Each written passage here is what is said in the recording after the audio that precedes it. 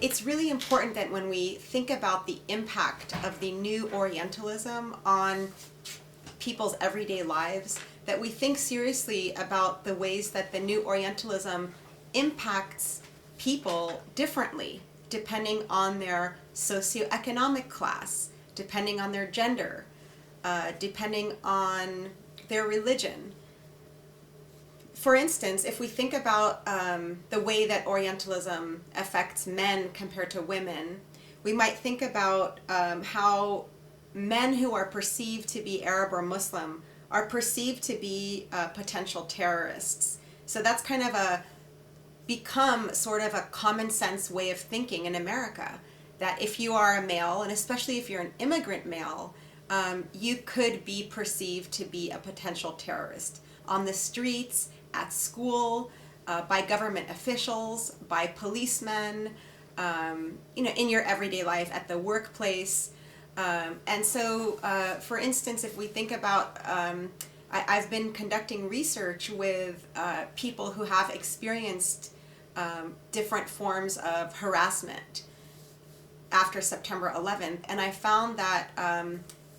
many men who have experienced racism after September 11th have experienced racism that has worked through the idea that they could be potential terrorists. There were a group of Afghan men from Afghanistan who were in California, and they were off-roading. It was a weekend, and they were out having some fun on some off-roading vehicles, and it was near a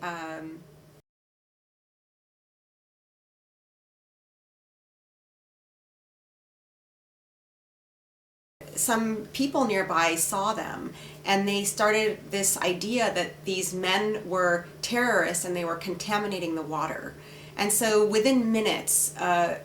large police force arrived, and these men were targeted and harassed by the police simply because they were perceived to be Muslim, and the policemen used derogatory language that dehumanized them and made fun of their religion. In fact, one policeman, the man was holding Muslim prayer beads, and the policeman said he referred to the beads as your faggot beads. And this kind of also raises another point, which is how concepts about sexuality impact the way that Orientalism operates after September 11th specifically. So what happened when the policeman used that phrase, your faggot beads, what he was saying basically was he was using the concept of being homosexual as a way to further dehumanize the Muslim man. So this man was not only perceived as a terrorist, but he was also marked as a fag, or his religion was marked through this idea of homosexuality. And so what's going on here is not necessarily an attack against his sexuality, but what is going on is a process by which homosexuality